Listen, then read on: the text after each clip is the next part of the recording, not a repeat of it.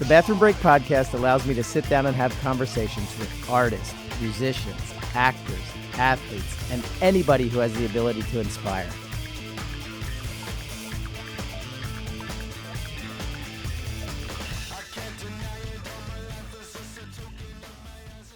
Hey, what's up, everybody? This week on the Bathroom Break podcast, my guest is Adam Wallacavage. He's an amazing artist and photographer. Check him out on Instagram at Adam_Wallacavage and octopus_chandeliers.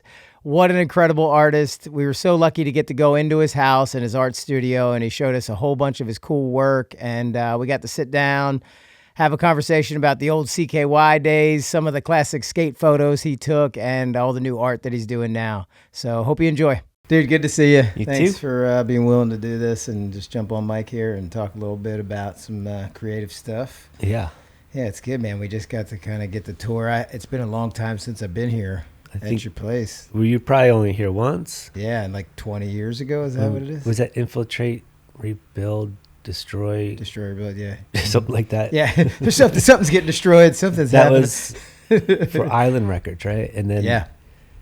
I got the job to shoot it for the whole album. Yeah. Through Island, and it was a really good budget, but I don't know. I assume it was Bam's idea to. Well, let's incorporate a green screen and let's do this and we'll make an infomercial too. I'm like, wait, I got to shoot this for the album cover. That's what those shoots were. Yeah, we'll just do everything at once. I'm like, dude, that was insane. I think I had like 5 minutes to shoot the actual band, and and the rest of it was like green screen and deco running. Like it was funny, but it was crazy. And like the picture, I mean, it was an all right picture. It was just it looks on the great. inside, but I mean, and they were also kind of self-conscious, which was funny. Oh, the band was like, I don't know. I just remember them fighting, believe it or not. I want this leather jacket. No, that leather jacket. It's my G.G. Allen shirt's in the wash. Oh. It's so punk rock. Yeah, dude, it's hilarious too. Yeah, when you think about it, because when you're explaining that, I'm like, that's what the whole entire time period of all of that felt like, was just chaotic, a mess, whatever. But then somehow it ended up getting a good thing. Yeah. Yeah, it was because I always had ideas, and I had these like band would give me literally a minute to do something, and I'm like, I had this entire thing set up, like electric sunglasses, and I don't know where he was in the house. I don't know what was going on, but we did this shoot, I think in 15 minutes, where I had like a stuffed coyote, Bam's next to the coyote with the glasses and whatever outfit hat, and then Novak's there, painted blue, naked, drinking a beer.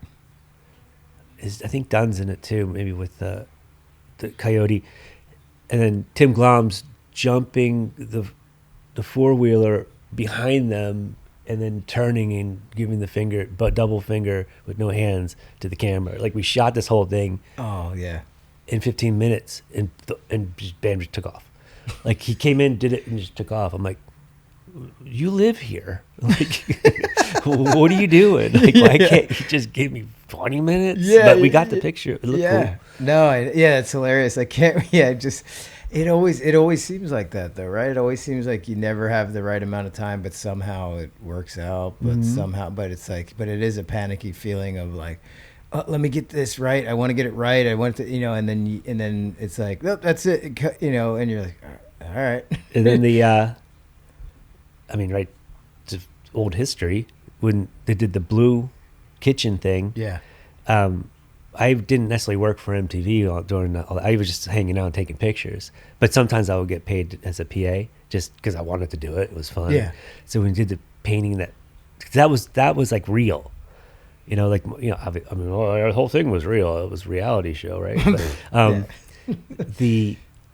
But to paint, we actually did paint that whole kitchen blue overnight while Ape and Phil were sleeping, and there was thunderstorm and the power went out and came back on. So we were doing all this in dead silence, and I mean everything. It was a lot of work, And then you came in, I don't know when, like 2, 3, 4 o'clock in the morning, because I already had everything, because I knew the budget in a sense where like, oh, that Cuisinart coffee maker's really nice, and it's getting painted blue, and MTV's gonna buy a new one, and it's perfect, and I need that. So I'm like, all right, I want to paint that in a way that's really easy to clean off. And then you came in out of nowhere, like, I'm painting that. I'm like, huh? No, no, I'm painting. I was like, no, I want to keep. No, I'm painting it. And you're like, I'm gonna paint the coffee pot that goes in it and the inside of it. Like, you don't need to paint the inside of it. Like, no, I'm painting everything, dude. It took me forever to clean that thing up. Oh man, it's like I had no idea what the plan is, and the time of day sounds like I probably was not sober. But they didn't wake up. Yeah. That's wild.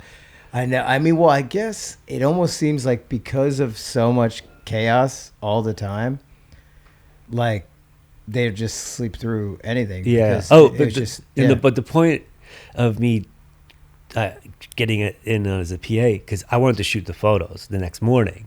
Oh yeah. So that whole thing happens, and it's the same thing where it's like, I have Bam for 30 seconds or 45 seconds to do this one. The picture came out great, but I had all my lights, I had everything set up really fast. Like I was doing a skateboard photo and the cops are coming. Yeah. But it's like, why can't I just have 10 minutes? Yeah. You know, like, why does it have to be like 30 seconds? But I got the picture of him like rolling Phil with the blue paint roller, and it looked cool. Yeah, it's awesome. It's a very memorable picture. It's funny, like but it was like boom, boom, and the dude's gone. Yeah. Like, where are you going? You live here. Yeah. No, that's amazing. I mean, that I would say though, like, I mean, how does that feel like in terms of, like, how did that affect, like, sort of the way you did things creatively? Because it's like rushing it so bad. Like, it almost seems like I used to, like, I'll say this now, even with camera work, like, it's not about like knowing how to do it right. It's about doing it while like people are throwing shit at you, because it's just always like that. Like if I had 10 more minutes, it would be like, I know that it would be perfect, but I don't have it. It's such an obstacle course to get it done. Yeah. Like, I think that was just because I shot skateboard photos. Like, that was always, like, everything was rushed. Yeah, you're just used to it. And then I had to say, I actually bought new equipment like 5 years ago, but I was like, oh, I want to take some pictures where I set everything up just exactly the way I want it, and then I'll get the dude whatever, you know. But I never did it. Yeah. But I was just like, what if everything was perfect? But then it never is. Yeah. And you could always. So I guess it's the same with music, where some of the best stuff was just recorded right then on the spot. Like, some of the best songs were just where now you could dissect every single thing, and it doesn't. No, and I always feel that way about music too. Like, I mean, it's on the topic of CKY, it would be they would like have this real rough version of the song, and I'm like, I like that, just do that. And then they polish it all up and do all this, and you're like, I don't like it as much. You know, like, it's not to be. It's like, it still sounds like good, but it's way too overproduced now. That rawness of the beginning of it was like, dude, that's fucking good. I mean, I don't know if everybody feels that way, but it just. I always felt that way about a lot of music. Yeah. Like, I remember when I was a kid, like, I loved Agent Orange, and then they came up with another album. I was like, what the hell is this? Yeah. Like, it doesn't sound like the other one. It's like, well, we didn't like the first album. I'm not talking for Agent Orange. I think they heard this. They're oh yeah, that first one wasn't clean, or whatever they said. I don't know. But it's like, no, the raw is what you want. Yeah. Well, and it's a way, like, April used to always say this, like, free is funny, or whatever. That was her thing. Like, when we would do the CK, like, a lot of the CKY bits of, like, just get Phil's, like, night robe, and then do this and then do that and put it on the, you know, and, like, we didn't have anything, so you just had to figure it all out like that. And then once you get a budget, it does change the thing, because then you're like, oh, well, and then you overthink it, then there's too much involved, and then it's not as just like spur of the moment. Yeah, I mean, that's what also gives Deco his brilliance.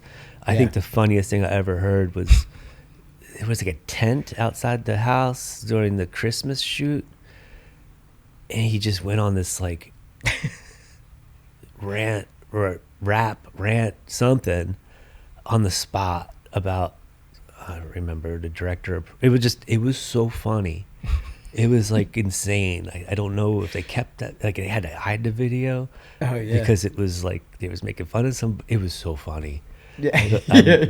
I'm not gonna repeat it, but Yeah. it was so funny. No, it was and- just boom, like Yeah. out of nowhere. Yeah, and he has that Yeah. where like yeah, it would just be like a question where like cuz in the Jackass days and CKY, they would always, what was your worst injury? Like, how did you get your knee back? Oh, so and so hurt my feelings when he did that. Like, what? And then you're like, what? Like, that's not the answer. I thought they were like, oh, I broke my arm. Like, Yeah. but it's like he'll just twist it that way where it's totally different than what they're expected it to be. No, it's funny because I hang with Brandon a lot, and he's still the same hilarious, like spur of the moment, whatever. Like you think it's coming this way, and then it goes that way. He's brilliant. Yeah.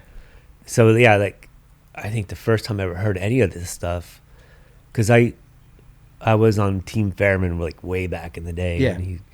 And before he was in Westchester, and so I was on the team, and then I got older, and then he had the Westchester crew, and he had Bam and a bunch of people and Maldonado, and I wasn't technically on the team, but I was taking photos, so I would shoot the photos each year for Fairman's. Like I forget what it was.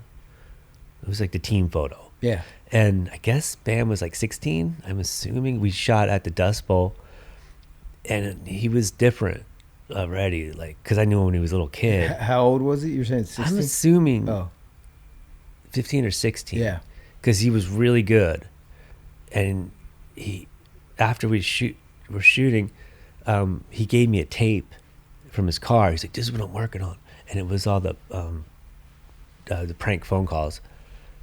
Yeah. And I like went home with that in my cassette. We had cassette. We weren't hipsters yet. Yeah. These were real cassettes. Yeah. And I was like, "What is this? Is so good." And these kids, and it was Deco. And I didn't know who Deco was. Yeah. I'm like, "Wait, you're friends with kids who aren't skaters? Like, what kind of skater are you? Like, who what is this?" Yeah. And this is brilliant. It's like that's amazing. The Jerky Boys and that stuff, but this was like a different level of it. Yeah. I was like, "Oh my gosh."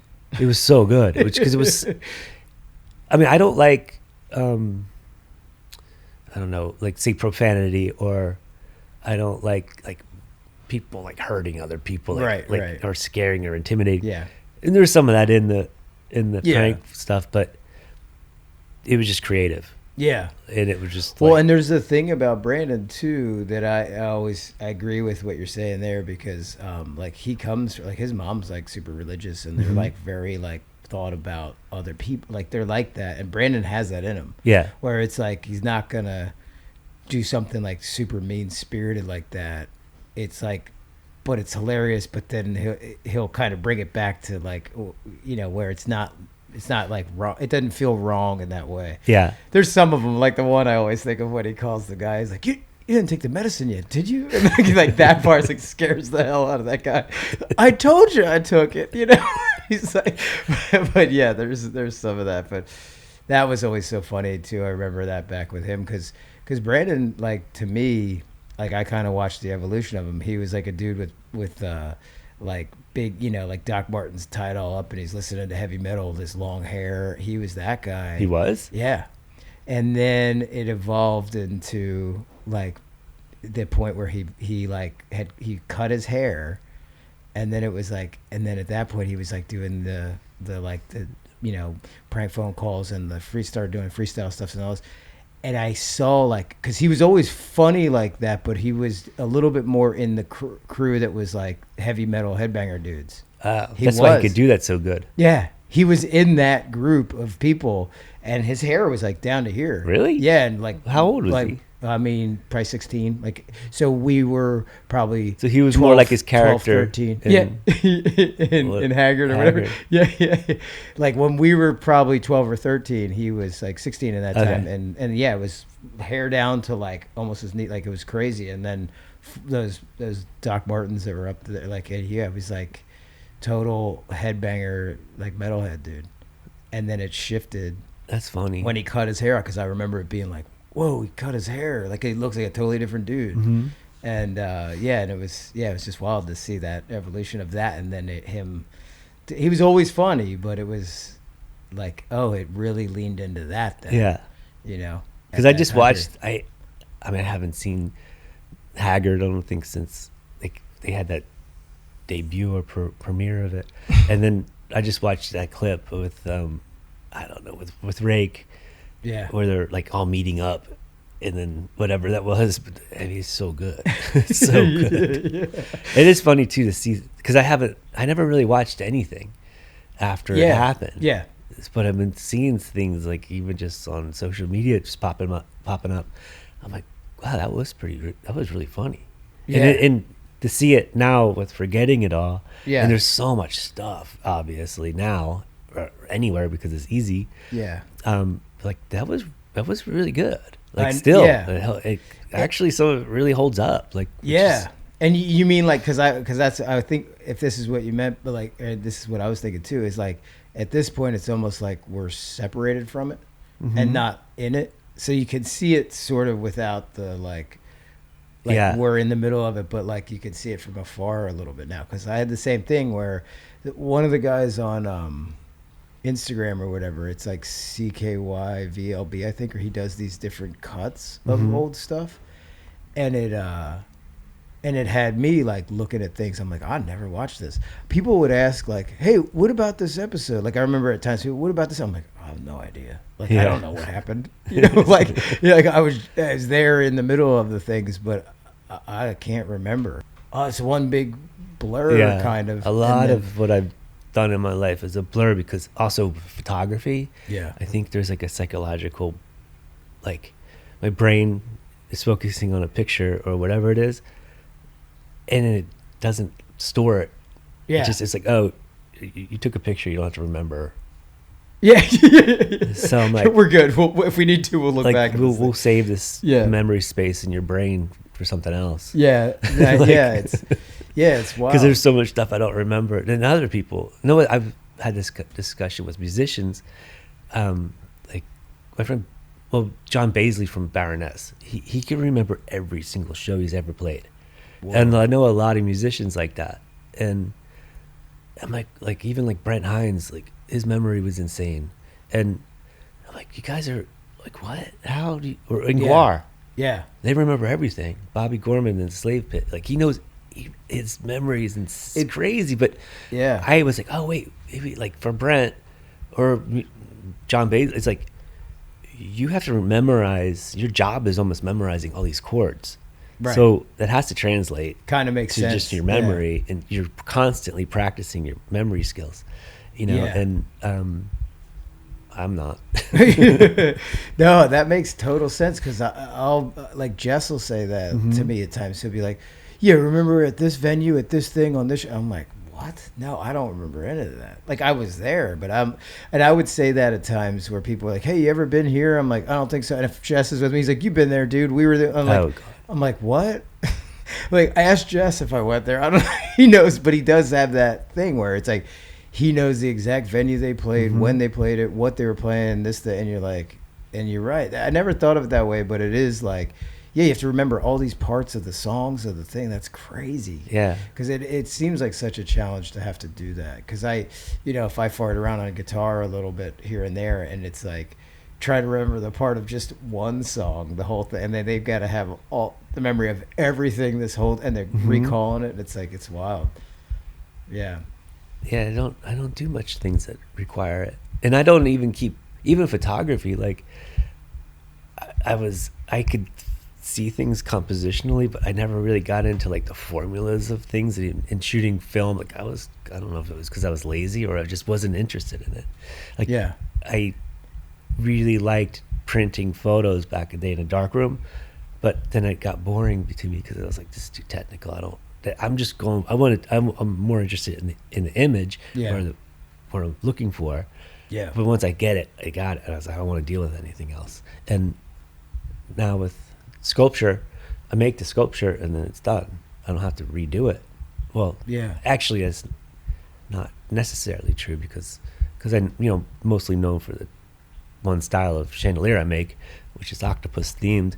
I mean, I can make those things like, they're so easy. The first one took a long time, but now like the more I do it, I'm faster and better, and so that's practice, which is memory. So Yeah. So how did you kind of get into, like, how did you find that style? Like, so it seems like, like you said, you kind of always were just always super creative, and it was like, oh, okay, we started with skateboarding stuff, and then it went into photography stuff, and then like what led you into the octopus? mainly, well, I went to art school, and I first went to like Delaware County Community College, and I took all the art classes, and I loved it because it was cheap. I don't even remember but it was super affordable to do that. And then I got turned down. I applied to Westchester and Tyler, and they both turned me down, so I didn't get into those schools. But University of Arts liked me, and they gave me a partial scholarship. So I went to U Arts after, and they're like, well, we can't necessarily transfer your credits from the community college, but we could help you skip foundation. So instead of taking 2D, do something else. So I took screen printing, and then instead of 3D, cool, I took sculpture, and then, did things that way. So I had a really great, art school for the most part, I always thought was a waste of time and money, but I was able to do it. And I had a great experience with it, but because I got super well-rounded. And I took a molding and casting class, which turned into so much later, because I was like, this is really cool, but I have absolutely nothing I can do with this. I live in a little apartment, and I take photos of skateboarding. Like, what is that? How does this apply? And then we started. So I always stayed in skateboarding and art. Like, that was always what I was into, and photography. And then we started Space 1026 in like 97. And then 2000, like, I kind of grew out of that in a way, but I wanted a house, because I was like, I really wanted, because when we had Space 1026, I was really into that place. We had 2 floors in Chinatown. It was big, skateboard ramps, screen printing. It was kind of based on a combination of Shepard Fairey's studio and Providence, Rhode Island at the time, because my friends were up there and they all moved back. And then Fort Thunder, which was like one of the craziest places. Brian Chippendale, Matt Brinkman, a bunch of people, like Lightning Bolt came out of that. Like, that place was just absolute insanity. It was a huge warehouse space that was like insane. So we kind of took that inspiration and started that in Philly. But I liked doing these interiors, but we didn't own it. And so I'm like, I didn't want to. I made a studio at Space 1026 that was really cool, but it just felt like, how long are we going to be here? Like, I shouldn't do all this work for something I don't own.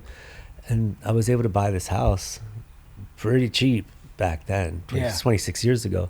So when I got this house, it was a doctor's office on the first floor. The previous owners bought it in the 40s. And so they had this house is 1890s. And then when they bought it, they turned the first floor into a doctor's office. And then the basement they made it to look like a ship. Oh, that's so cool. The wooden floors, and they had portholes, and they took all the like the mantles that were on the first floor, brought them downstairs, and made it like a fake fireplace and a bar, like total old school, like South Philly Italian. And it was really cool, but nobody had lived here in ages when I got it. And so I took everything kind of back to where it was. Like, I put the mantle back. I tore the walls down that they built for the offices and put the kitchen and did all that. But I really wanted like this crazy place to take photos. And all the Victorian whatever ornamentation was gone. Like, they modernized it 40s. So I had a blank slate. So it was kind of like getting a really cool classic car that had nothing restorable and customizing it. Oh, like, nice. you don't customize a restorable thing. If it's restorable, then you should, respect the past, or whatever you would say. Yeah. Where I was like, oh, I could do whatever I want, because there's nothing here. So I wanted this house to be like something just great for backdrops. Kind of inspired by David LaChapelle, the photographer. Yeah. His studio, I guess it was in New York City. He had like these rooms that he would prop out for backgrounds. And I was like, that's what I want. Dude, that's awesome. So, because I was shooting photos for a living, and so I just got really into it. And once I was like, I could do whatever I want. And then I was just buying bags of plaster, Paris, and making molds and doing stuff all over the walls. And I just got really, really into it. It was so much fun. Because as a photographer, I used to work for this one ad agency, and I would get these big jobs, but like the real big ones, maybe it was only once a year, where I would do enough small ones like pay the bills. I wasn't super ambitious with it, but I had a lot of free time, so I could do all kinds of like get really into whatever I was doing. Yeah. It was great. And so when it came to the dining room, which is downstairs, I knew that I wanted my idea wasn't necessarily to theme out the house at all, but I knew I wanted, and I was really into Art Nouveau, and I wanted this style of a room that was like ridiculous. But then it kind of changed because it was the year 2000, and I was in New York a lot, and there was plaster studios back then, like where you could go and look at moldings and things, and I had no money, but I would go and just look at stuff and talk to them, and I would try to get pieces. I could make my own molds, but in a weird way, it's kind of stealing. So, but I was talking to somebody at one of these places, and I told him that I wanted to make this Art Nouveau room and this and that. He's like, well, Art Nouveau already happened. I was like, this is the year 2000. And these designs are thousands of years old, and people have used them and changed them and did their own thing. I was like, wow, that's a good idea. Yeah. I don't even know how to sculpt anyway, and I'll just make whatever I can with what I can and do my own thing, which is what I did. And so I wanted this I wanted this like Jules Verne 20,000 Leagues Under the Sea room, just because I love the ocean so much. I like the idea of feeling connected, even though we're 80 miles away. So I was like, well, when I was younger, I painted an octopus. Well, no, I made an octopus to go on my headboard on my bed, which I got actually from Charles Adams comics, which was Wednesday's bed had an octopus on it. I just thought, I don't know, I always thought it was really cool. And then I think it was in Batman the movie, there was an octopus like sign or something that was like, that thing's awesome. Yeah. And I was like, octopus. Well, actually, it was also Ernst Haeckel, Art Forms in Nature, which is a book of, that was very Art Nouveau, and there's like the beginning of the book shows examples of Art Nouveau in architecture and in jewelry and in design. And in that book, there was a glass jellyfish chandelier that's at the, I think it's the Oceanic Museum of like Monaco. And that I was obsessed with this black and white picture of a glass jellyfish chandelier. And that I was like, that's what I want. But obviously I have no money, and that's in a museum, and I don't know how to make glass. And I was like, well, I've been doing plaster, and actually octopus would be a perfect thing for a chandelier, because you just do whatever you want with it, and it could be any color, and it holds lights. So I just started doing that, and I started with the medallions. So I did 4 medallions, and I did 4 small octopus lights that I would sculpt each arm. Oh no, I sculpted 2 arms because I didn't know how to sculpt back then, so it took me a long time. So I just made these 2, and then I made molds of those. So I would just cast them in plaster. So I just made a whole bunch of these things, put them all together, and it, like every time you do that, you're just like, this is just so cool. Like I'm making things, and it's like I'm just pouring stuff and mixing it and pulling out these things and putting them together. It's like, whoa. Like it was just so liberating because I didn't have any money, but I was making stuff that didn't exist that was like really cool looking. Like I liked it. Yeah. And this is years of, being involved in like different art gallery type scenes and all this stuff and skateboarding and competition, which I always hated. I didn't realize how much I hated it. Like I hated it. And I was like, I want to do my own thing, and like I inspired by whatever and this and that and the other thing, but this is making me like happier than anything I've ever made. Yeah, that's it. So it came out of that. So, and then I just didn't stop making them. I was still shooting photos, and then there came a time where I was like, well, I was also in New York all the time because I was shooting for Jonathan Levine Gallery. And in 2006, he gave me a solo show of New York City of the chandeliers. So I made 7 more. And these were big, heavy cast plaster chandeliers. They were cool. Like nobody else did anything like that. And I wasn't really, I guess I was just doing what I wanted. And it was unique, and it was a real novelty. And so then later, maybe like 2008, I stopped doing commercial photography, and it was selling these things. And I was like, this is crazy. But it was that I would make X amount of dollars doing like this corporate photo shoot with so much stress because I had to please all these people. And I didn't even like the picture. They did, or hopefully they did. And you get this check, and like, oh, cool. You know, maybe it took you a day to do it, but that same amount of money on that check and selling a chandelier that took a month, and the people who got it were so excited. There was like such a different level of fulfillment. Yeah. I was like, this is what I want to do. And somehow I'm still doing it. And it hasn't gotten boring, and it just keeps getting more fun, and like it's pretty rad. Like, yeah.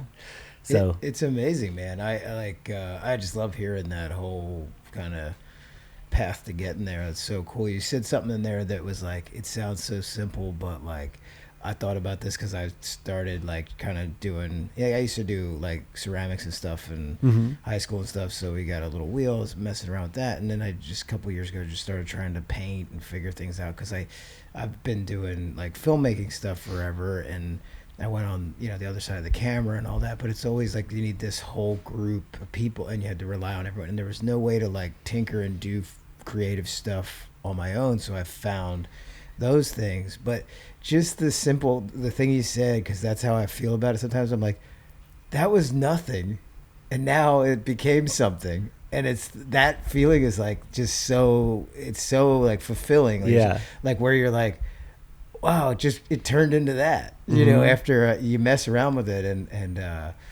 it's so cool, and it's awesome to hear the backstory though of how you got there because of all those interests, and they all sort of converge, and it seems like that's what makes great art anyway, is that the convergence of your interests that then like kind of propel what your style will be, rather than like, oh, hey, I just randomly thought of all this stuff. It's like, no, it's kind of always like a collection of everything you love that then it sort of comes out that way. Yeah. It's neat. And to like I came up with this idea, I was like, about art school, and how, I don't know, for some reason, I'm kind of an airhead, but like, wait a second. You don't necessarily, like, if you just understand process and practice, you could do anything. Duh. Like, I never really thought about it. I'm like, practice, I don't know, what's that mean? It's like, well, I can't just, because you look at something like, I have no idea how that was done, or I can't sculpt that well, or I can't draw that well, I can't play anything. You have to practice. Oh yeah. Wait, it actually works. So because it took me a long time to do the octopus. It did. And so when somebody was like, well, could you do like a dragon or a snake? I'm like, I don't know. Okay. And then I'll make it, and then I'll be like, I don't like it. Well, it's because you did one. Right. And I recently did this really huge, crazy piece for like this mystery client in England, and I did it through a design firm in London, so I didn't know where this was going, who it was for. I didn't want to do it, and I just wanted them to, so they approached me with pictures of photos of pieces I already made, and they had a couple octopus and something else, and then they had this dragon chandelier I made like 10 or 12 years ago for this school down in Atlanta. And so I gave him the price for the octopus, and then I give him and then the dragon. I was like, oh, don't want to do that. So I just made up some ridiculous price so they wouldn't pick it, and then they picked it. I was like, cool. Well, I mean, I'm not going to complain about this. I was like, all right, well, I'm not making it the same way. I made this thing so much more complicated, but what it was, like, for the price I charged, I mean, it should have been 3 times for the amount of work I put into it, but it wasn't that. Like, I was like, no, I'm going to use this as an opportunity to, like, totally do this in a different way. So I practiced making the dragons. So I kept making these. I was doing dragon heads and, like, tails, and I was doing things I always wanted to do that I didn't think I could do. So I just kept practicing. And, I mean, I could do it way better now, but the piece came out crazy. But it took me a year. I never worked that long on anything. Shouldn't tell anybody this, but I could make, like, one of the chandeliers in a week. Yeah, but that, but again, that's from all the years of practice it of doing that. So but it's so liberating to realize, like, you can make anything you want if you just look at it the right way. Like, I could look at anything and be like, oh, like this. Like, okay, well, how is this done? Well, it's not carved. I mean, if I was younger, like, somebody carved this entire table out of a tree trunk. That's crazy. Yeah, big block of wood. Because that's what you think when you're like, you don't know how it was made. So it's like, okay, well, realistically, it's probably a couple pieces, and this was what this was drilled out, or this was cut in a certain way, and then even with chandeliers, like, I was tipped off on Instagram. Somebody was like, there's these chandeliers in a bin at a thrift store in Princeton, New Jersey. And it just sent me this picture of these, like, really rusted looking, dirty things. But I started looking at it. I'm like, whoa, those are crazy. So I drove all the way up there and got them. I think it was like $200. I mean, these things were crazy looking, like Victorian gas electric combo thing, but they were really weird looking. And I took them completely apart, and they were like the old gas lines. They're thinner, or they're thick. Like, they had these, like, curling pieces that, like, how do you even get wire through that? Like, I did it, and I figured it out, and I learned how they made everything, and which is, like, that's really fun. And taking apart something that's 100 and something whatever years old, and you're just on this journey of like, who made this? Who put this together? Yeah. Like, where was this? Like, who looked at this? What house, where, like, all the history you just imagine. And that really helps with the creative process. If I'm working on something else that I can't, where I'm stuck, like writer's block. Yeah. So I'll just take something and redo it. Because it's not muscle memory, but you have the instructions in front of you. Like, I can't read instructions at all. I can't stand reading instructions. I want to look at something and figure it out. I mean, that's just the way my brain works. But but once you get there, and you're like, oh, this is great. I don't need money. No, it makes total sense though. Like, another thing it's like in some ways you think of that with most art is like taking something super complicated and bringing it down to the simplest form. Like, that makes sense, and like when you can see the inner workings of what it is, it simplifies the most complicated thing. Well, it's about demystifying, I think. But then also, once you know that, then make it then change it. Because the stuff I do now, because I roll things like a rotisserie. So originally, when I made the chandeliers, I would sculpt it in clay, make molds, cast it in plaster with these threaded tubing inside for the electric and all this stuff. It was just real hard. Like, I couldn't, like, to make a piece that curled, like, that mold was so hard to make and cast and get, like, something hollow bent inside as an armature. It was so I did like one, and then my friend Liz McGrath, who's one of my favorite artists, she's a LA artist, she's like, you have to use this 2-part epoxy clay called Magic Sculpt. That's what she uses. Oh yeah. And I mean, it was funny with her, like, because I was out there all the time. We had a studio together, and I would be like, well, how did you like make that? She's like, oh, I just get some trash and I just crumble it up and I tape it, and then I put some whatever, and then I just cover it in the clay. I'm like, oh, it's like that's all the schooling I needed to learn how to do stuff. It's like you just whatever. And you don't need money for trash. Yeah. That's really cool because it just triggered this thing. So my daughter, like, we have a little workspace in our basement that we do like painting and the clay stuff, and then she's making like a shoebox diorama right now, and we're just doing little fun things. But the other day we started like, oh, we need to make art out of some trash, and then we started looking up like just really amazing stuff that people were making out of trash. It was like so rad, and just seeing it in her eyes too, like how excited she gets. She's super young, she's 6, but she's like, she's got that thing like right away. She's figuring out how, like, playing piano with 2 hands and singing at the same time, and you're like,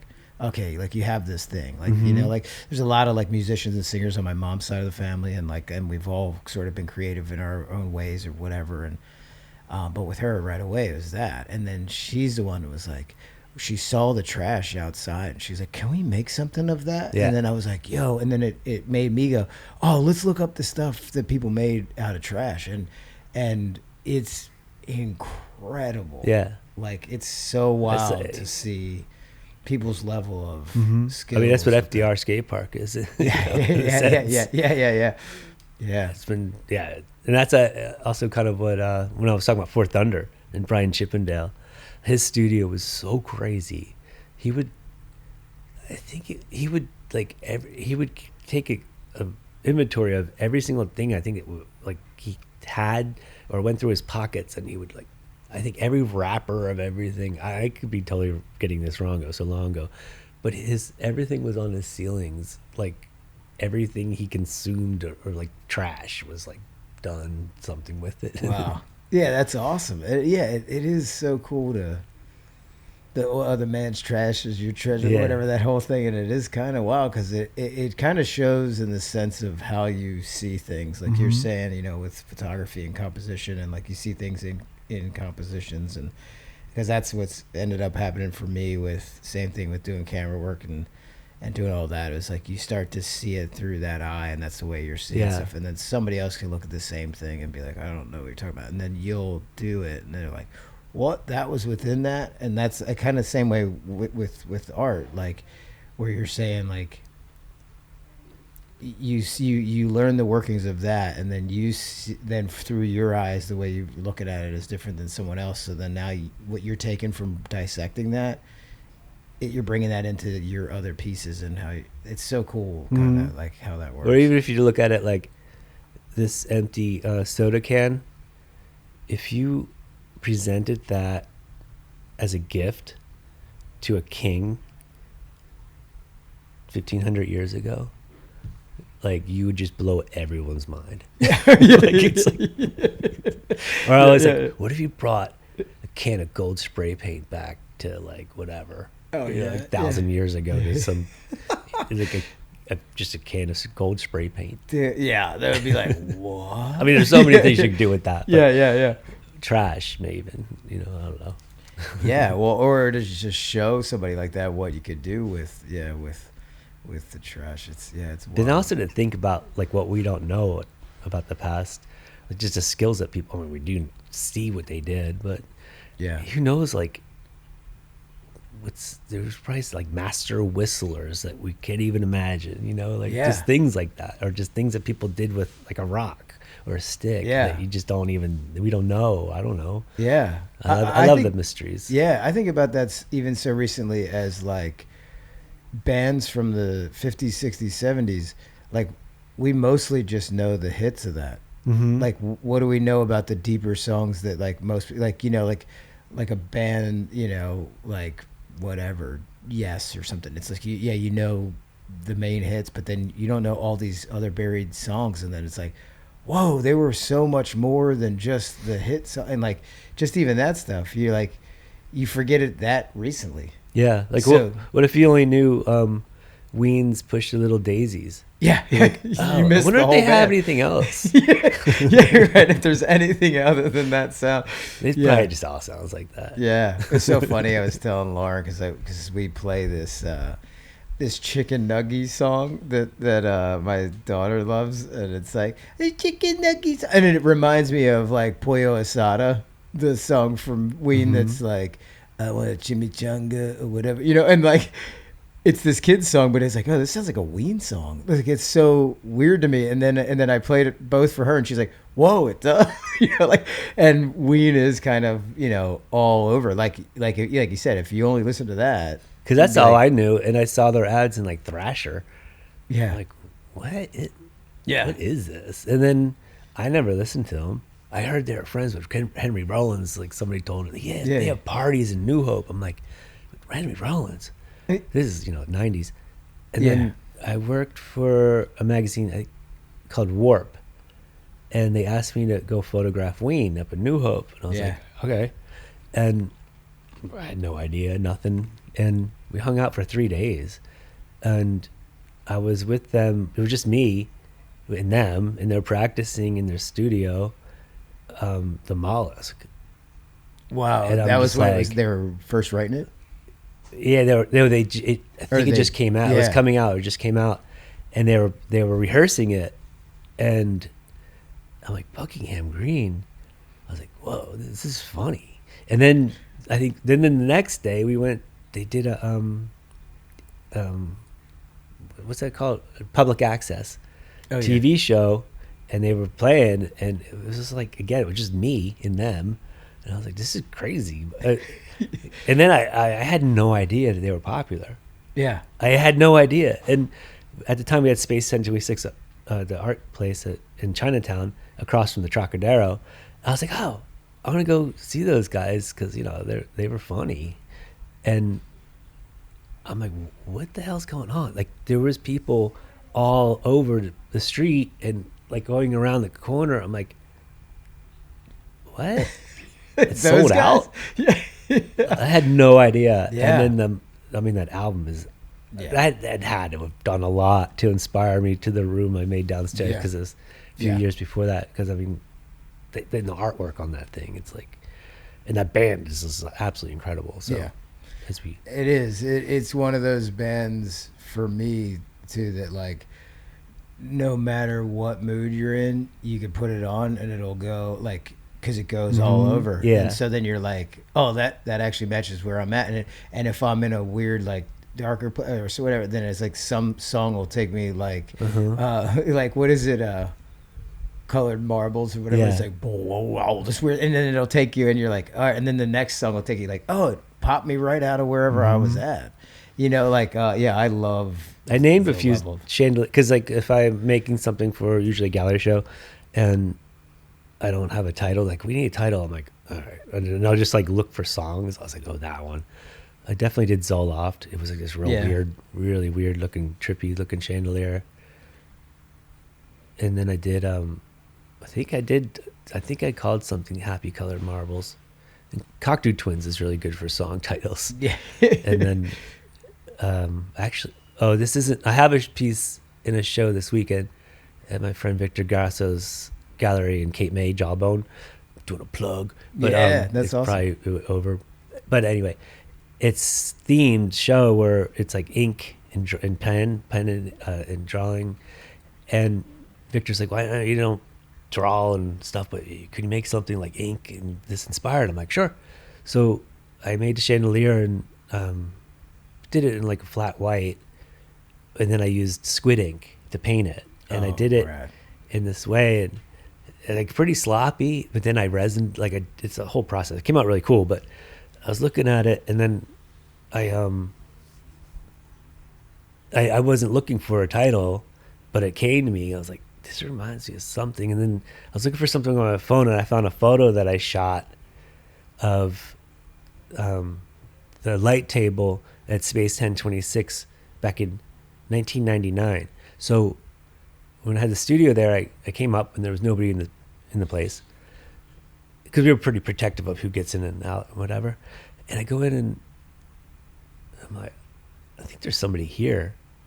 And I'm looking. The place was big, but I'm looking and I could kind of see like maybe some shadows or something moving. So I walked to the back of the space, and there was this older guy like hunched over the light table, and I'm just like giving him the hairy eyeball, like, hello, could I help you? Like, what are you doing? Because I didn't know who he was, and he just, so when he turned around, I saw what he was drawing something like with ink, and I was like, oh my gosh, like, it's Raymond Pettibon. Like, what are you doing here?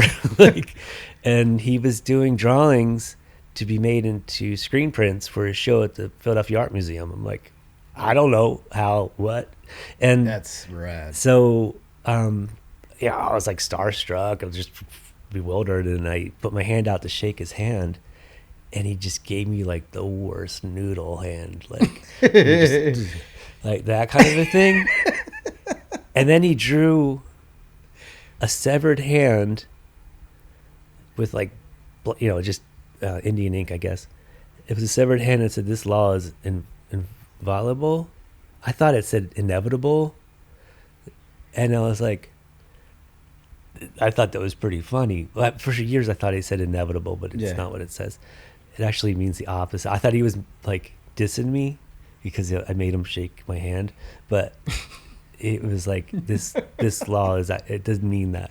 So anyway, the splatters on the picture, I just happened to see it while I was working on the chandelier, and I was like, oh, I'm gonna name it that, like shaking hands with Raymond Pettibon, or this law is, I forget what the word is right now, inviolable. So so it's awesome. just funny how when you get older and you've seen a lot of weird stuff and how it kind of comes back. You just go in so many different paths of conversation. Well, it's pretty crazy because I don't know how.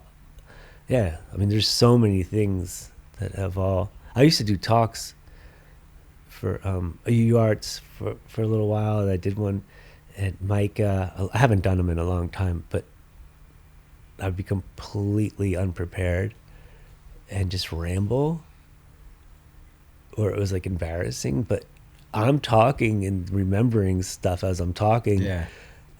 And I'm just like, I'm sorry. I almost feel like I'm talking. I never talk really. So what is this talking thing? And I'm like telling people stories because I used to get made fun of by some friends, like, you're the worst storyteller, which I am because I don't remember any details. And sometimes I do. But it's always, who's the one making that judgment? Because I'm sitting here listening to you, and it's fascinating this whole way because like I was saying to Lauren, like, I've known you such a long time, but it's always cool to sit down one-on-one and be like, oh, because I was talking about the concept of like, even though you're friends with people or even family members that you've known for like, you don't spend the day-to-day with them. Yeah. So you don't really know what they're up to. And you kind of don't really know what their path has been. And then when you get to sit one-on-one, you're like, whoa, I get to hear what the path has been. And it's fun. And like you said, you're going through it's like, that's kind of life, though. Like, it's never just straightforwardly whatever. It's like, oh, and then you go off into a tributary over here, and then this happens. Mm-hmm. And then like, I mean, at least for me, I've always felt like if there's a way to do it right, if you're doing it right, you're sort of taking up with whatever kind of comes about. Yeah. And when we talked about those days back then in the CKY Jackass Viva La Bam days or whatever, for me, that was sort of my thing, was just go with whatever's going. Yeah. And just kind of ride whatever that happens. And then it's so random and crazy. But then that takes you into this new direction, and then you see this new thing, and then you find what your interest is over here and over there. And that's what I always say for my stuff that's how I ended up getting into camera stuff, was through that. Like, I never knew growing up here, like Bam and I met each other in first grade, right? Mm-hmm. And so like I like skateboarding. I had a Steve Caballero board, and this was back when Bones Brigade was like the shit, and or was the main thing of every kid, was whoever was skating and stuff. And Bam loved Tony Hawk stuff, and that's how we sort of linked like that. And I remember Bones Brigade doing like a thing, and I talked about this maybe with Maldonado, but they did like a demo in Westchester at like Everhart Park. They did like this skate setup. Mm-hmm. And at the time it was like, we were meeting Tony Hawk and all these people. And Bam and I were so young then, but then you're like, all right, well, we love skating, and then doing that, and then Phil having a video camera led to messing around with other video, doing this and doing that, and then like it was all just about just following that and being like, I don't know where it's gonna go, but then hey, let's go. Like we had that. It was like that when he had that Misfits car, and like I had one where he stuck this big like Spitfire sticker on the front. And I had this like hoopty thing that was just we roller painted it with like Kmart paint. And it was like, oh, let's go to the grocery store. Then you knocking stuff over in the grocery store, and that's a video of it. And then we would be like, I knocked all the paper towels, and then that was in the beginning of the CKY. But like all those little collections of that stuff sort of led to this thing that became these videos that was in addition, like an add-on to the skating of stuff. Yeah. And how could you ever have known that was going to get, like, you just don't. You just were just following like, I don't know, it's funny right now, and this is. Well, I think too, you know, and what he was doing. Even if I were to connect everything back to the ocean, even like, why do I like the ocean? I was like, because you don't know what anything could. It connects to everything, and anything could wash up. You never know what you might see or might not see. You never know. And then with skateboarding too was, I almost lost my thought, but it has to also go back to like what Bam was doing, where. Well, also the whole thing, you never knew what you're going to see. Like, it was crazy. Like, oh, we're having lunch at the Britton Lake, whatever grocery store. I'm like, huh? They just meet us over here. And you go over there. It's like Turbo Negro's there. I'm like, what? Yeah. And like, yeah, well, come with us. We're going to Lansdale. We're going to blow up a car with dynamite and shoot guns. I'm like, okay. Oh, and then they're going to play in the living room. Okay. And then... Even then too, with like skateboarding, like when I started shooting for Thrasher, I shot Love Park. That was like the first thing. But, you know, I was really in this, I skated vert ramps and I skated cheap skates, and that was my thing. I was more vert. So then, and I used to skate Love Park before with spike skates in the 80s. And then I went into the military, and I was gone just not even that long. And wait, what? You went to the military? Yeah. What? Yeah, I went to school and I didn't like it, so I joined the Navy Seabees, a construction battalion. So I went to boot camp, and my training school was a builder, and then I was reserves for 8 years. But even like being gone for 9 months, when I came back, like Spikes had closed and the scene was gone, and I didn't know where the skaters went. So I mean, I still had the vert friends, but. When I went back to Love Park and I was doing that, I always wanted to shoot for Thrasher, but they didn't want any vert. Then they wanted the street stuff, and I was like, well, I don't. They have this W thing on their shirt. I don't know. It's Wu-Tang. I'm like, I don't know what that is. I didn't relate, and they were wearing like sports jerseys, or they had little like, it was like a scene that I didn't relate to because I was like, It shifted so much, They weren't even that 5 to 10 years younger, but I don't know. And then Bam was like doing weird stuff. I was like, that's what, he gets it. I mean, not that they didn't get it. Like, it just wasn't, I didn't understand. I didn't relate. Yeah. But I loved the skateboard magazines when, you know, in the 80s and whatnot, because they were so weird. Like, there's like, oh, we're going to have drawings. Like, everything was so, whatever, like, creative and funny and didn't make sense. It was crazy, whatever it was. And then that was what Bam was doing. I was like, you know what's up. But he was also, because he's 10 years younger, you know, like, he's not going to take me seriously because I'm an older dude. And he's also a little brat. And, you know, it's like, but I just loved it, you know. Yeah.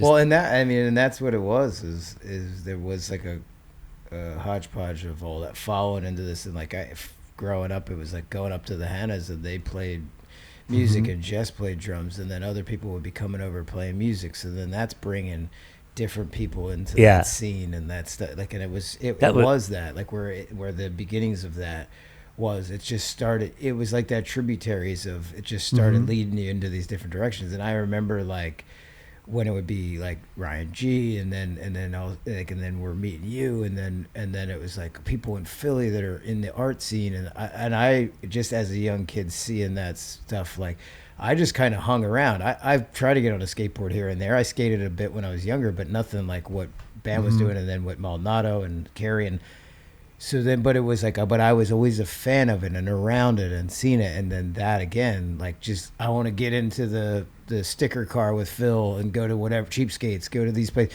and do that, because it led to me seeing like people like you. They're like, damn, I'm a fan of that art. Like everything you're going in that direction. That's rad. And it did, it just opened up my world to that too. Yeah. You know, like, and you It was, I mean, skateboarding did that in so many ways. And then you add music to that, and then art, and it just like these, it's like crazy, the connections that everything, like I went on to shoot I shot 2 Guar albums after meeting them through Bam. Yeah, basically it's from the MTV thing. I'm like, I mean, it just like, they weren't that great pictures, but but hey, some of them were good.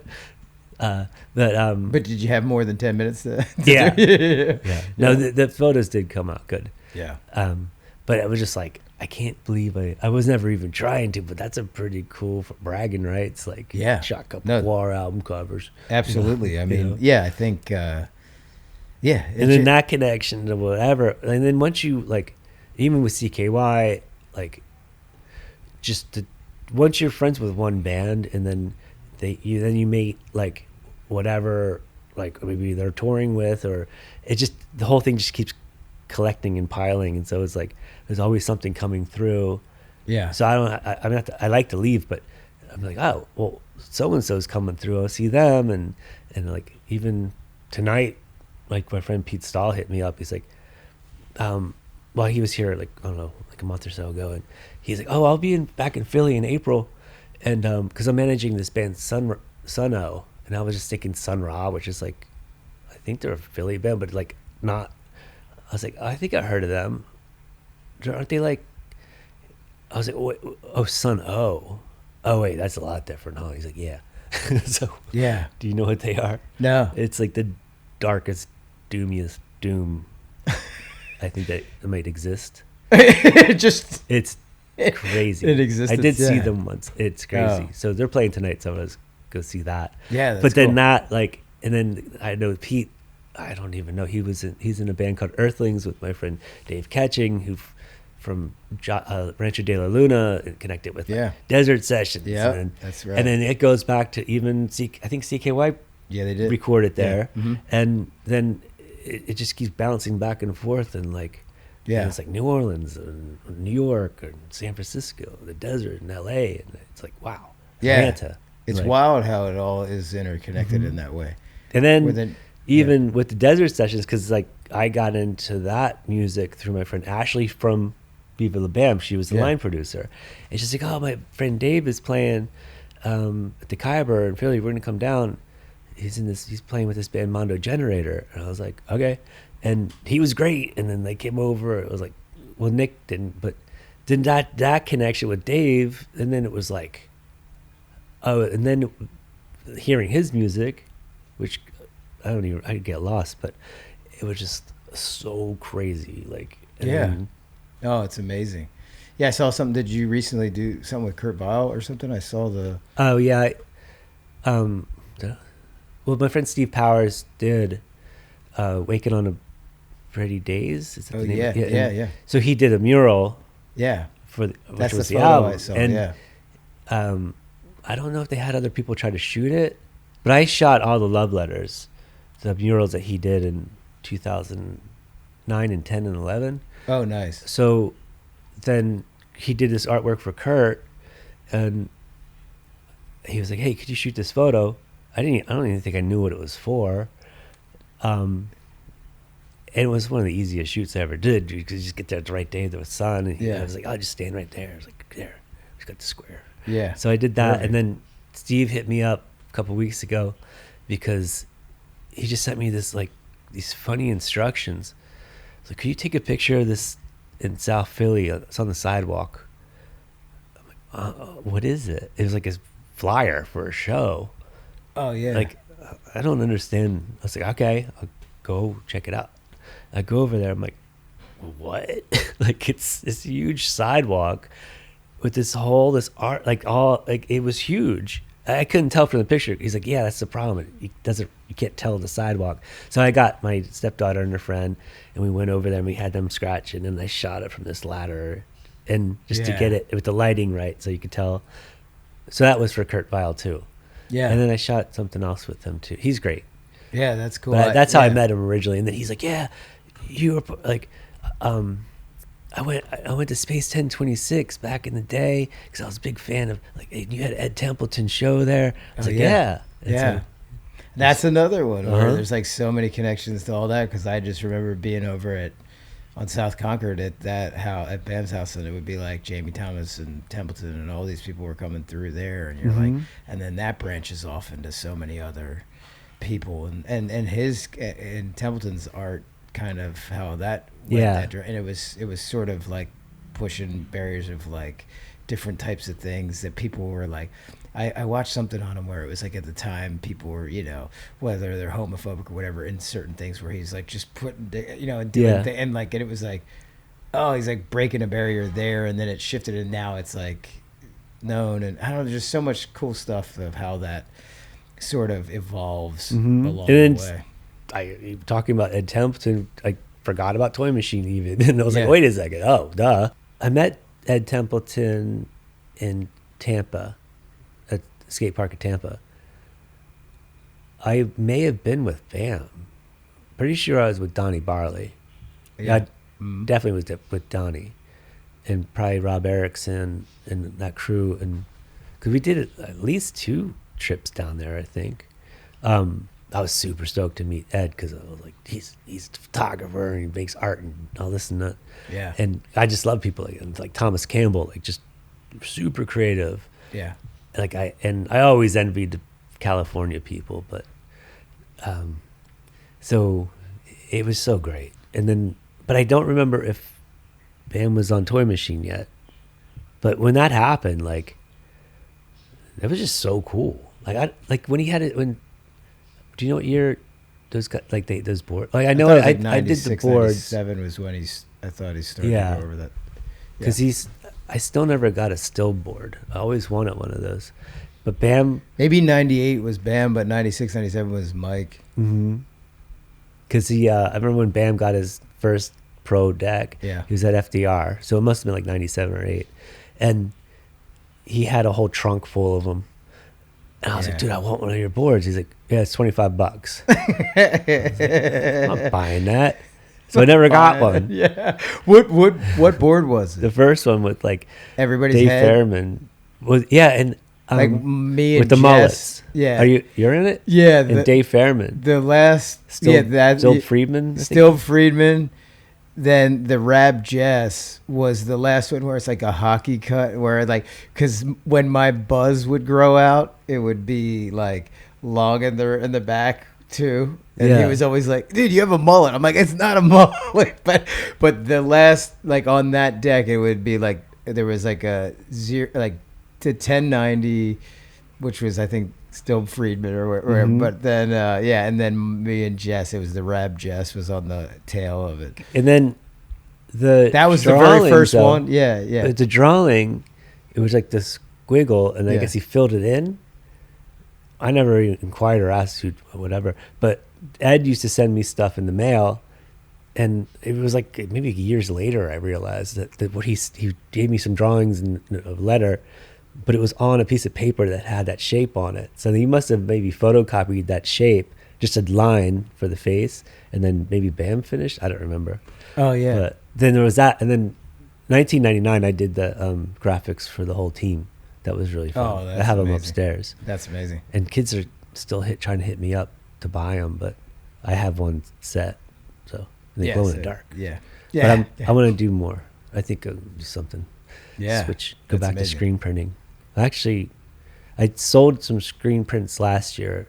My friend Dennis McNett, he did a lot of skateboard graphics for like Anti-Hero, but he did a sale at Paradigm Gallery. So he's asked me to do it. I was like, because I had tons of screen prints from 30 years ago that I made, and I sold a handful, but because I posted them, all these people start hitting me up, and then I realized I'm like, wait, people like these. They're 30 years old. I was like, oh, I want to make some more. So Yeah, that's awesome. I want to do that. I haven't done it. That's kind of cool. Like we were talking about a little bit. I don't know if it was on here before, but just how we were in the beginning. We were talking about just going back and looking at things. Sometimes then it like dusts it off and like and you're like, oh, that was Raab back then, but you forgot all about it because you're in some other place creatively. Because my photo archive, which is absolute mess, it always has been for the most part. Because when I shot photos for the magazines, if it was published, I didn't care what happened to the slide. We didn't have, it wasn't digital, but Right. it was all slides. I'm like, well, what am I going to do with that? I'm not going to make a print for what? I just didn't think that way.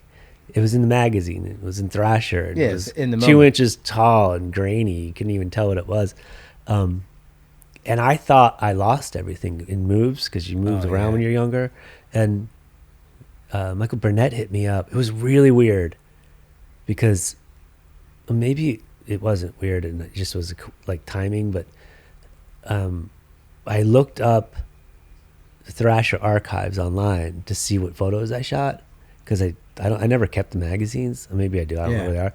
And I was looking through them, and they were like the online versions when I was doing this. I don't know, 5 years ago, whatever it was. I mean, they were really low. Like the scans weren't very good or whatnot.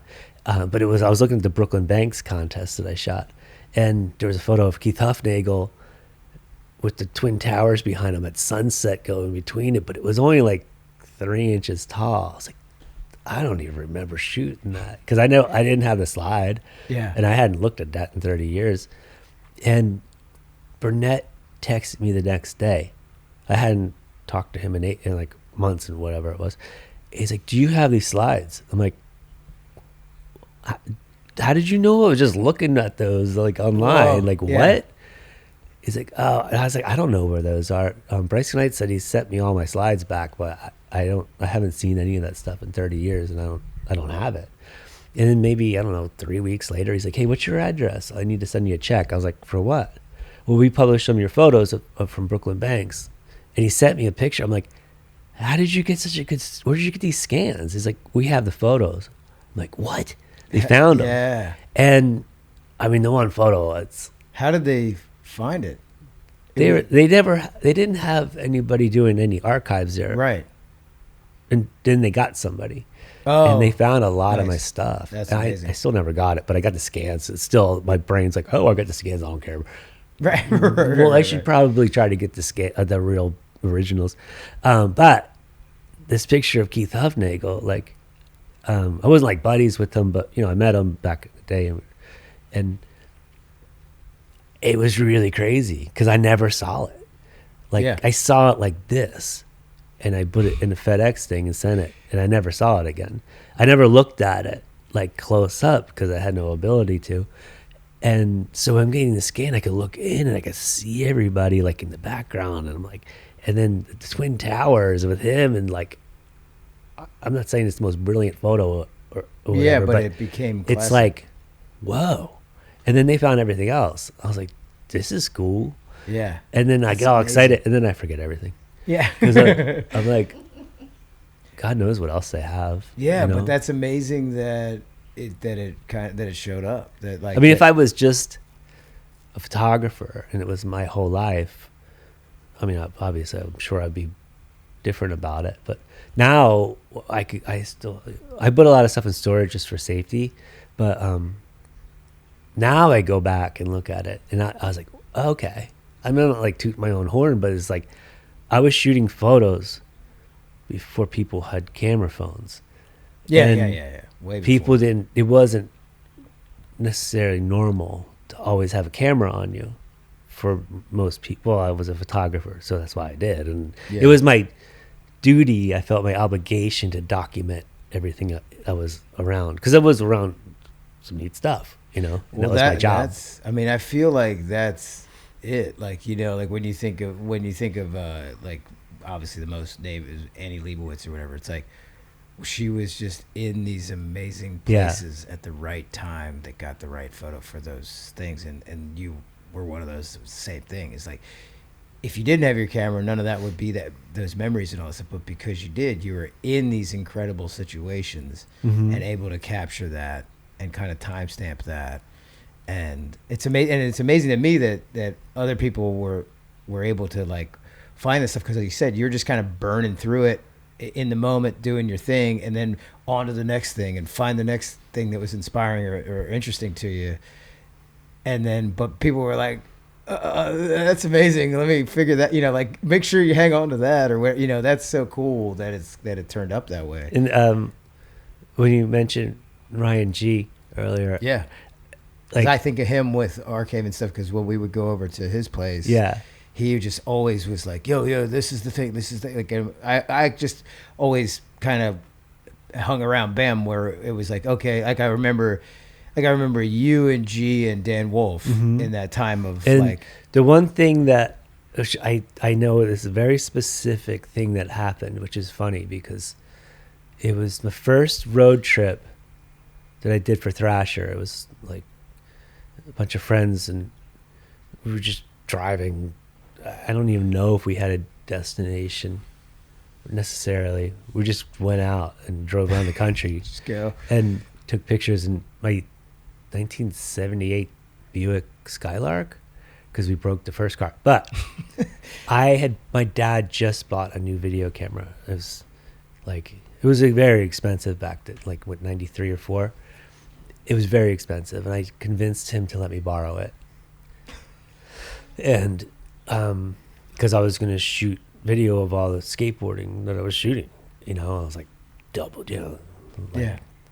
And I was going to be a great cinematographer and a video dude. And I was so excited. So we're driving, like, I think we're in Pittsburgh. We stop at a rest stop. And Rob, I won't mention his name. Rob Erickson left the video bag unzipped because he was looking through it. Yeah. And we get out. I'm like, oh, I can't leave that in the car when we go to rest stop. So I grabbed the bag and it fell out and hit right onto the pavement and broke the lens. And I was devastated. So I had this whole trip where I'm like, how am I going to tell my dad I broke it? Because it wasn't, back then you couldn't, like, how do you, yeah, like, you can't afford that. You can't fix that. I don't even know how much it costs. Yeah. I mean, even if but so I didn't shoot any video. And that moment, I often think about, like, what if I did? Because I never touched video cameras after. Like, I never did. Scared you away from it? Necessarily that. I was like, I'll let so-and-so. Like, I don't like competition. I was like, yeah. G takes video. Dan Wolf does that. Yeah. They got it covered. I'll just take the pictures. Yeah. But then I used to get a little, I'll say, jealous. Where it's like, oh, you guys are going to Prague to shoot videos in castles? I'm not invited? Like, take pictures. Well, G could do that and take video. I'm like, oh, okay. Oh, you're shooting at the Los Angeles Theater?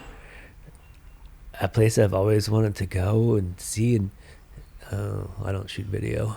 I take pictures. So, but at the same time, like, it forced me out in a good way where I didn't get too stuck in one genre of something. Yeah. I'm not saying the other guys did. No, but for yourself. Yeah, for myself. So like, okay, this ran its course. I'll be around, but so I always kind of kept one foot in, one foot out of anything, and that pushed me different places. But that's really cool when you explain it like that, because it kind of shows to who you are as an artist anyway. Like in a way, it's what, like, you maybe subconsciously, even, who knows, like, if you knew you were doing it, but like it opened you up for going into a different thing. Like, where, like, would you have known that octopus chandeliers would have been where you're, you wouldn't have known that 25 years ago. Yeah. Like, but because of that, then you said, like, you sort of had to make a new space for yourself. And I think it was really fun too, just like, because I was 30 years old when I bought this house, and your 20s, I assume for most people, are like total insecurity. I mean, and there was so much of that. And then like when I maybe even when I say competition, I'm talking about insecurities and like of your own. Yeah. And I was around so many people who were just like killing it, like getting these big art shows, and they're really young and like getting really successful. And I was like, I kind of want to do that. And I would be like, well, I should try to do what they're doing. Put splatters on the thing. I don't know. But it wasn't. But it was. And I learned when I got this house and I started making. I was making things that was completely. I was just completely 100% making it for myself, and for an environment. Like, because we didn't have social media. It wasn't like, look what I'm doing. Yeah. You know, it was just like, because I remember even coming by. Oh, I mean, this is another story, but because it's classic BAM. All right, I won't go with the other one. I'll go here. Well, I was so proud of it when I finished that room with the octopus chandeliers and everything. And BAM's like, yeah, we want to shoot some of the hymn video at your house. I'm like, awesome, let's do the new room I just finished. I was so stoked. The video comes out. I'm like, all you could see is the door. Like you didn't even be like, oh, they pan up, look at that thing, cool. No, it's just the door. That's so funny. There's nothing. Well, like, that's what was hard, even just setting the cameras up right now. I was like, oh, it's not really showing the things that I want to, but I'm going to go around and see shots of it. But it was just funny. And then I was like, dude, I did all this work. And well, that's also a lot of things. Yeah. And then they shot on the roof, I think. But it was just funny. Yeah. There's so many BAM stories, but yeah, nobody wants to hear those. But no. But I was gonna say with your art stuff, like the coolest thing is when you said like then you just started doing it for yourself. Because that ultimately is the best stuff. That is because it's you do what you love first. Because I often would think about like the idea of what pretentiousness is. Yeah, and pretentiousness could work two ways, or it's like you're making something that's pretentious, or you're not doing something. Like not doing something could be pretentious. Yeah. Because like I really want to make this thing, but maybe it looks too much like so and so's thing, so I won't do it. Well, it's like, no, do it. Yeah. I mean, if you are really inspired by that, you say, this is inspired by this. Like there's nothing wrong with copying somebody's artwork because you really want to do it. And you don't claim it for yourself. No, you don't, but it also sometimes, I feel like along the way, it drifts into your own thing anyway. Yeah, because that happened with like, I really wanted to make this elk skull chandelier, but I was like, oh, skulls are so cliche. Yeah. It wasn't even a reference. It was a reference to like this place in Center City, the Mask and Wig Club. They had these, I don't know if they're Bavarian, like elk skull chandeliers. It was so cool. I was like, I want one of those. I don't know where to buy them. Yeah. I was like, I'll just make it. And for some reason, I had hesitations about making it. Maybe I was trying to be original all the time, which is stupid. But anyway, I made it and I was really happy. But I did examine this idea of pretentiousness and how. So even why I would mention that is because I was making what I wanted for myself first. So everything came out and I was very happy about it. And then to do that as an artist and actually make a living doing that as an artist, well, then you could compromise and be like, okay, I'm going to make this object that's this that I like, and I'll make it so people like it. Yeah. You know, and then people like it. And then it's like, I'm not going to do something like I'm gonna cover this in blood because you know it expresses this and a feeling I'm having and make it real. Well, I mean you could do that if you want, but I'm just saying like in the sense, I mean it's cool, but the idea that like okay, I'm making exactly what I want. It expresses myself, and I'm making money. I'm living off of this, and I'm happy. Yeah. I don't even know if I said that right, but it makes perfect sense. I've kind of gone through that myself with stuff, especially like with having been a part of the CKY videos and then the Jackass stuff and then the Viva La Bam. Mm-hmm. There's a point where like I drifted into like, oh, I want to make my own short films that are like different than that style of stuff, and I wanted to go into cinematography and go into these other things, and I was always kind of afraid of it because I'll do a thing and then someone's like, "What? Just go back to the Jackass," and you're like, "Okay, but I'm not there anymore," you know, like, and then I got stuck in this place where I was like, I should only do what I think that they think that I should do, or something. You like, should just like freeze bees and then tie them up. That's all you do all day. Right. I'll be performing my pet bees routine again. Yeah, but it's like, but you get caught in your head of something. Can you run down the street?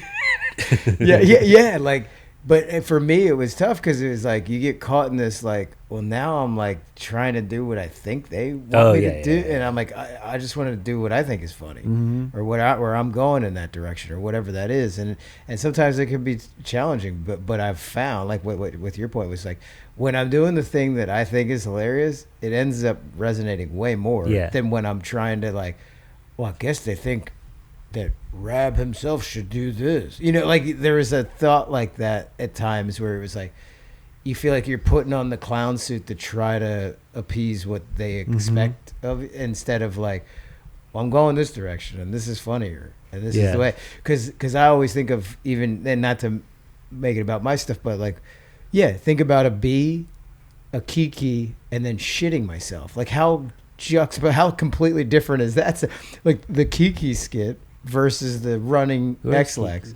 Oh, wait. And that, I forgot the prop. Oh, yeah. This house is full of props, but I have the ultimate prop that I've had 20, I don't know how many years.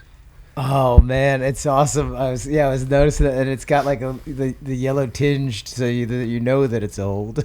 You know, it's so good, dude. Because I laughed. Brandon made this toilet paper thing, I think, in homage to the 18X-Lax bit. Oh, you know, and he was like, "Oh, Raab, I'm gonna make these toilet papers," and so the funniest part of it to me is Master of Finance. Yeah, because I was a finance major at college. I remember you were like, "Oh, I gotta go to school." And I go, "What?"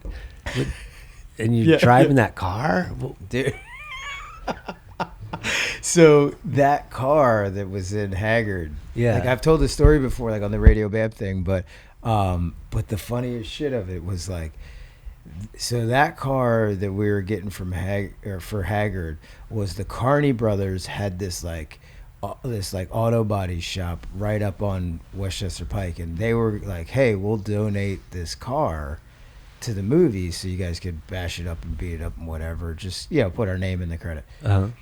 And I get there to get it from Chris Carney, and he's like, "Dude, like, I mean, you really shouldn't even drive it, but if you're driving it back to like Bam's parents' place, like on Concord, wherever it was," he's like, "just drive to there, but then don't drive it anymore.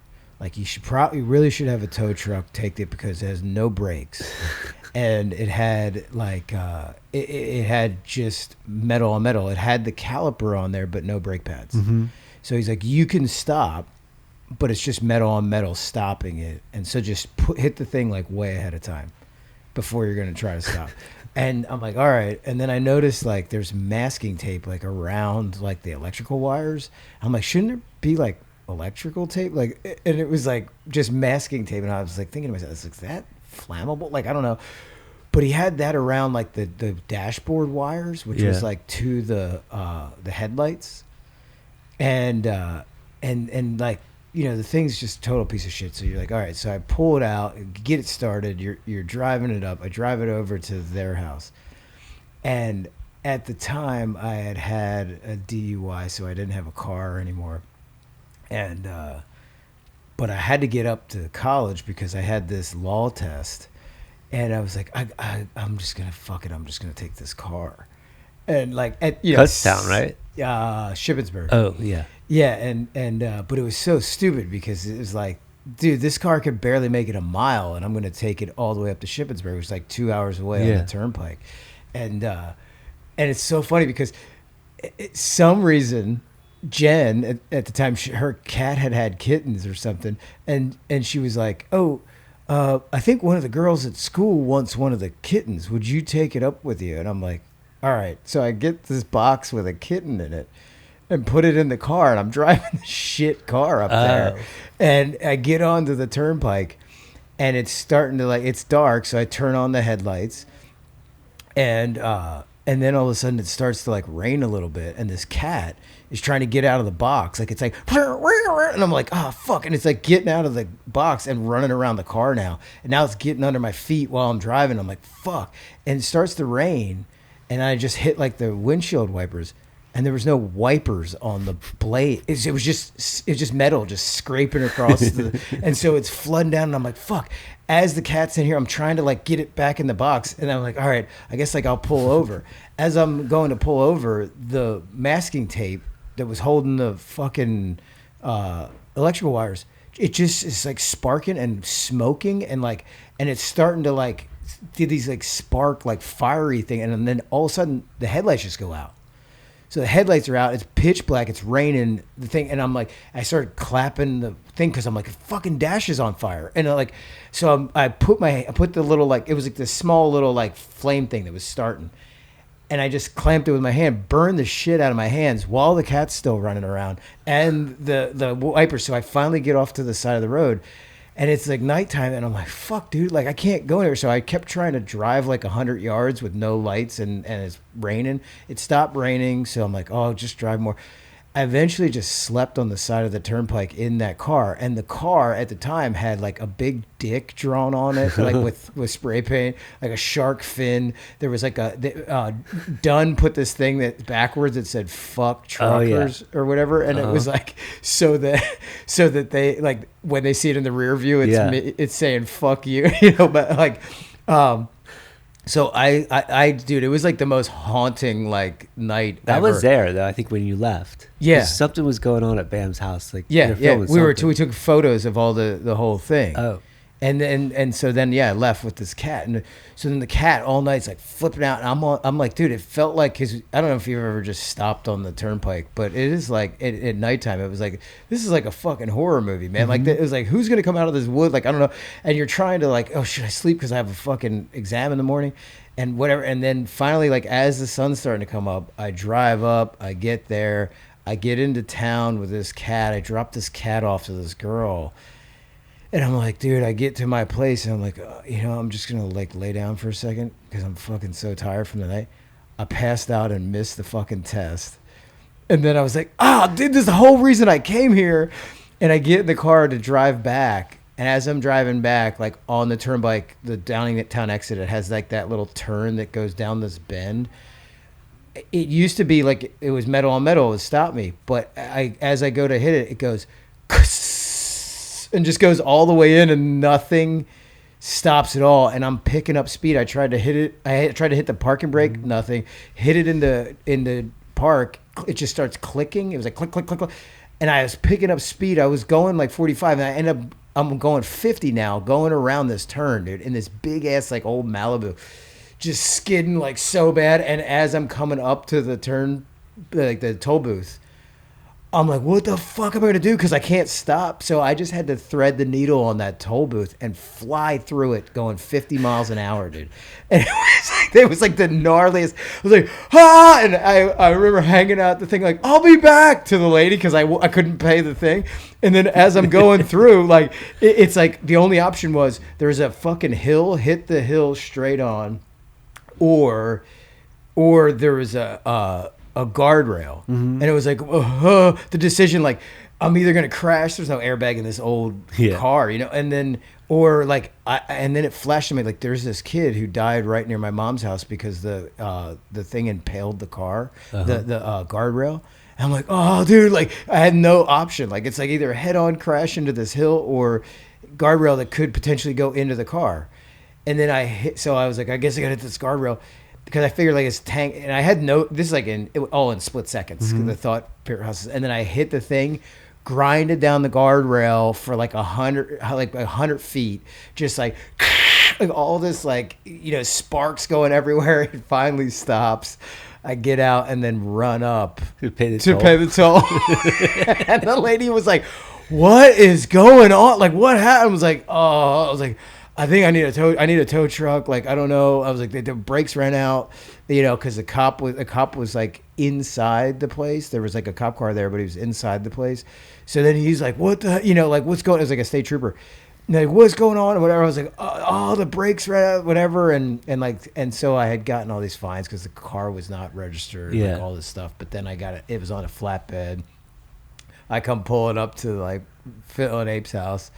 And they're like, what? And the car's all demolished on the side. I was like, dude, it was a long night, But that was just the very next day. Was that the scavenger hunt before that? Well, the scavenger hunt was different cars. Okay. Yeah, that was like with the Bloodhound. Mm-hmm. Yeah, that was different cars. But this was the car that ended up in Haggard. Okay.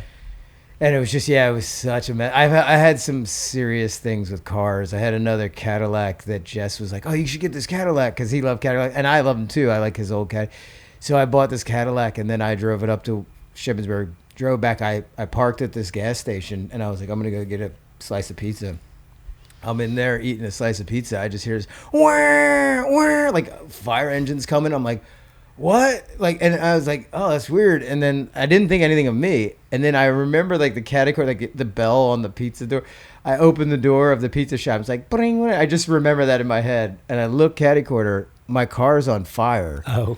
And they smashed in all the windows and they flooded the whole thing. Like the fire engine had like the hose. They just flooded the whole car because it almost caught the whole gas station on fire. Oh. So I was like, and they were like, you own this car? I'm like, oh man. Yeah, like that was another flatbed ride back, some crazy expensive price for the tow.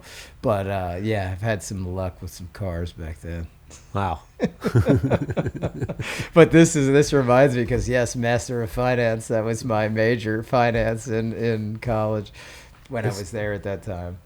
So he just made a bunch of those. It's funny that I would just grab things here and there out of the garage. Yeah, he made a bunch of these. I still have my wallet. Oh, what is Clive? that? Oh yeah. This is from Bam's garage. Yeah, like I remember when he had those. like a box of them. I still use it. Yeah, it's hilarious. Because I don't want a new one because it always feels weird to have a new wallet. But yeah, definitely got some use out of that, man. That thing's old. But yeah, it's funny because Brandon would always make these hilarious things. Like this thing was like Raab Himself because I was going heavy. I've been sober a long time now, but like I going heavy with the drinking, and I had this funny story. I don't know if I've told it before, but I was all hopped up on cocaine, and it was my birthday, and I climbed up the window, like the side of Brandon's house, up to his second floor, and he like I climb up to the second floor just to try to get in, and I'm all hopped up, and he's like, dude, why are you on the second floor? Like at his bedroom window. I get in through the bedroom window. I fall through because I'm all drunk and hopped up. And then I ended up falling down the steps into this mirror, broke the mirror. It cut my grundle area, like it cut my balls. And there was blood everywhere. And the window smashed. I fell asleep and then pissed his couch. And so there's blood and piss all over his couch, whatever. And then I like tried to stumble out of there in the morning. He made me this birthday card because it was my birthday. He made me a birthday card. And it like unfolded and it was just a monkey with like these arms, and then like it said like birthday dreams of a coke monkey, and because I had climbed up the tree, and it was like these razor blades and cocaine lines and whatever, and it just said, he was like, happy birthday, he's like, get over here and clean up your piss mess, asshole.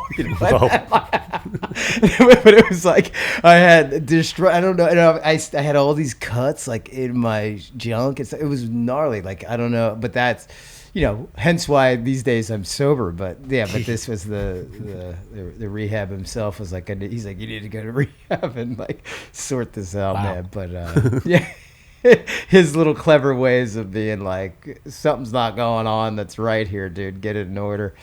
But no, always funny. His imagination of that, and the way that he like cut this whole thing out and made this card where the arms came out. And, it's so good. Yeah. Yeah, cool. Man. Well, dude, it seems like your lady made some snacks here, so we should do that. But man, it's been so awesome Yeah. chatting, and I just kind of got lost in just hearing like all the art process, and it's so rad, and just love seeing whatever you're working on and what's coming next, and it's cool, man. Thanks. It's been Yeah. cool to like. This is I think my third podcast I ever did.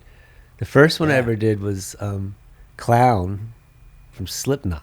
Oh, whoa. He was doing these podcasts where I don't even know what the connection was, but he liked to do podcasts with people he doesn't know anything about, who don't know anything about him.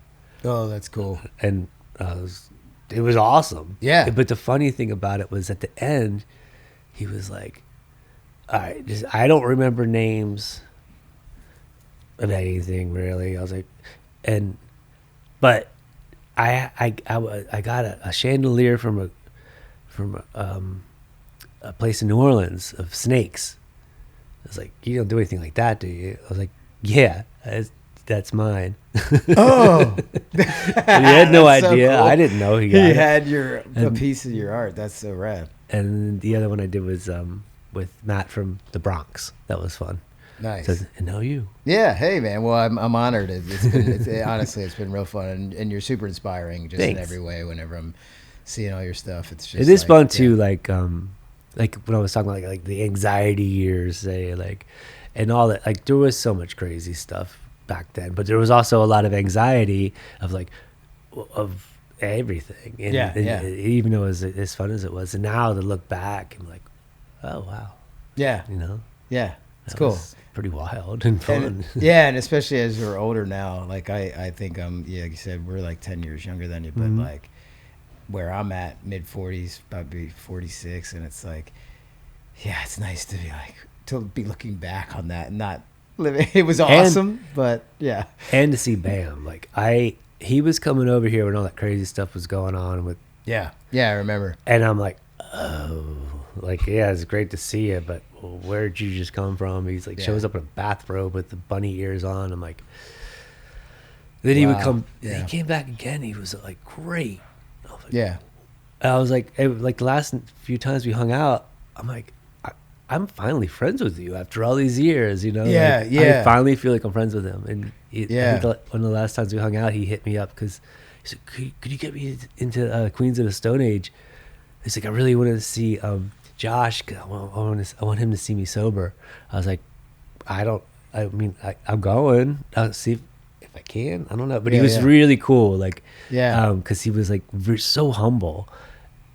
And just like, You get glimmers of the old and I was like, man. wow. And so we went, and the whole time he was there. He said, "You think you get me in?" I'm like, "I'm sure we get you in. Yeah. Like, it's not gonna be a problem." Yeah. And because my friend Troy, Where were they Troy playing? at the Met, Oh, yeah. and it was the The catacombs. Like, yeah. Oh my yeah. god, yeah. it was incredible. So we get there, and he's like, "Well, where do I park?" I'm like, "Don't worry about it. This is like probably valet." He's like, it was like everything. He was like nervous. So we get there, and we pull up in the valet, and they're like, everybody's like, it's like, "Oh yeah, no, just leave it here. We'll leave it here. You don't have to pay anything." Yeah. And we're like, that was easy. We walk, and we're like escorted in immediately, and then Yeah. they gave him his own little, or like his own section, and then backstage, it was great. It was great. That's cool. So, That's good, and it's and the I'm show was glad incredible. glad to hear that too. Yeah. Yeah, like with him, because like I haven't seen him in a little bit, but like you're seeing glimmers of the old version of like, yeah, that's good. That's And good he's stuff. like so funny, but like he's just great. Yeah, And That's good. I'm so happy to see that. So yeah, cool. that's rad, man. Awesome, I thanks. think we got it. The Bathroom Break podcast is brought to you by Greengate Entertainment.